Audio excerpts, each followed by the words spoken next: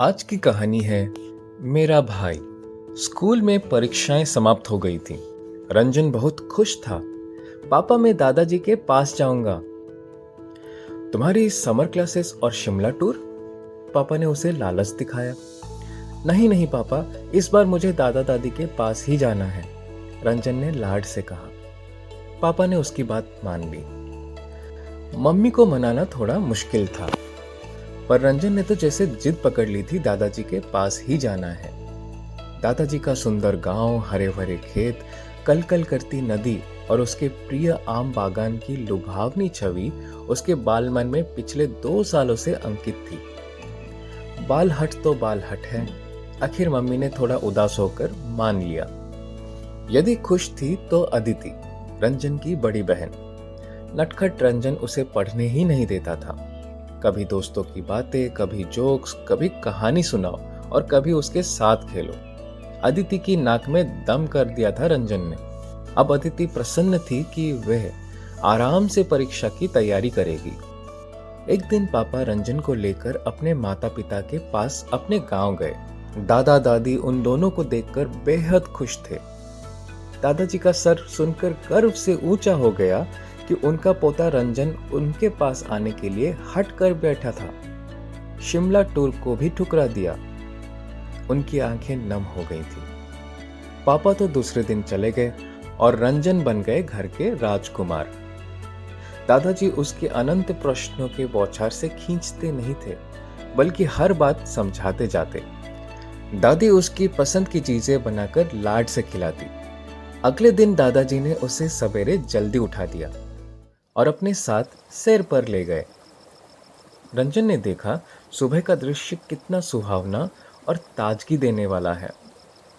नदी का कलकल बहता जल, शीतल हवा, आकाश में उड़ते चहचहाते पक्षी, घास पर जमी ओस की बूंदें और सुबह का हल्का हल्का प्रकाश। रंजन मंत्र मुग्ध हो गया। ऐसा दृश्य उसने अपने शहर में कभी नहीं देखा था। फिर वह दादाजी के साथ खेतों पर गया। उसके पास ही आम बागान है, उसकी सबसे प्रिय जगह। रंजन को दादाजी का गांव इसलिए प्रिय है, यहाँ अनगिनत आम के पेड़ हैं। यहाँ चाहे जितने आम खाओ, कोई रोकने टोकने वाला नहीं है। उसे आम बागान में आम एकत्र करते देख दादाजी खुश हो गए। आखिर किसान का पोता है। जब वे वापस लौट रहे थे, द्वार पर लगे एक छोटे से आम के पेड़ को देखकर दादाजी ने कहा, रंजन, ये तुम्हारा भाई है। मेरा भाई? रंजन की आंखें आश्चर्य से फैल गई। वो पेड़ के पास पहुंचा। यह तो आम का पेड़ है दादू। हाँ बेटा, जिस दिन तुम्हारा जन्म हुआ था उसी दिन मैंने इस आम के पौधे को द्वार पर लगाया था, इसलिए यह तुम्हारा भाई है। इसकी उम्र भी तुम्हारी उम्र के बराबर है। हाँ, कद में ये तुमसे बड़ा हो गया है और अगले वर्ष तुम्हें अपने आमों का उपहार भी देगा। दादाजी ने उसे विस्तार से बताया। यह मेरा भाई है। दादाजी की यह बात रंजन को पसंद आ गई थी। वह उसकी डाल पर झूलने का प्रयास करने लगा। रात में दादाजी ने उसे महर्षि कश्यप की कहानी सुनाई। महर्षि कश्यप के 13 पत्नियां थीं और इन 13 पत्नियों से ही सभी देव, दानव, मानव, पशु पक्षी और वृक्ष आदि का जन्म हुआ। महर्षि कश्यप की इतनी संतानें हुई कि उस समय खाली पड़ी यह धरती उनकी संतानों यानी देवताओं, दानवों, मानवों, पशु पक्षियों और वृक्षों से भर गई। इस प्रकार सारे पशु पक्षी और वृक्ष हमारे भाई हैं। हमें उन्हें मारना नहीं चाहिए और वृक्ष तो इन सब में सबसे ज्यादा उदार हैं। वृक्ष हमें फल देते हैं, फूल देते हैं, लकड़ियां देते हैं, सारा जीवन हमें यह प्राणवायु देते हैं। दादाजी ने गहरी सांस लेते हुए कहा, वे हम पर सदा उपकार करते हैं, पर हम अपने स्वार्थ के लिए इन बेजुबान जीवों को काट देते हैं। बेटा, हमें वृक्ष नहीं काटने चाहिए, हमें वृक्ष लगाना चाहिए।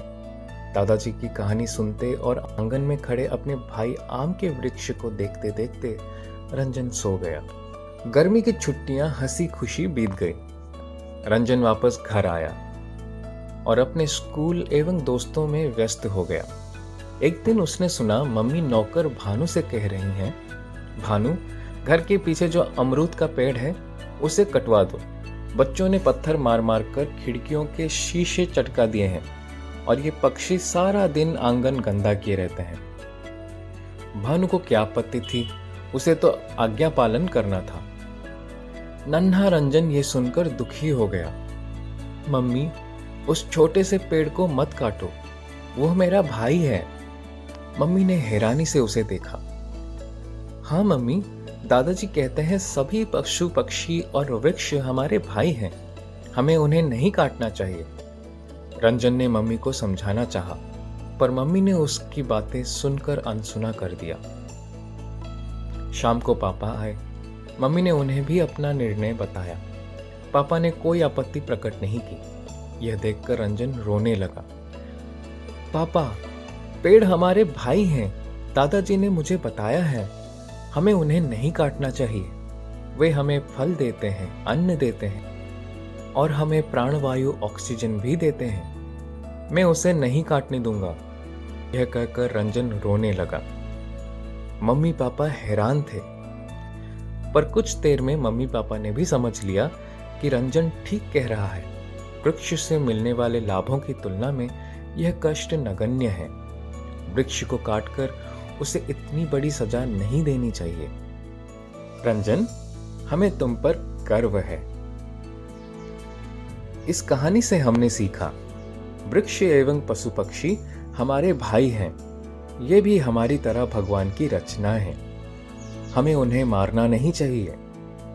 उनके प्रति करुणा एवं प्रेम भाव रखना चाहिए। ये कहानी हमने सृजन किताब से ली है।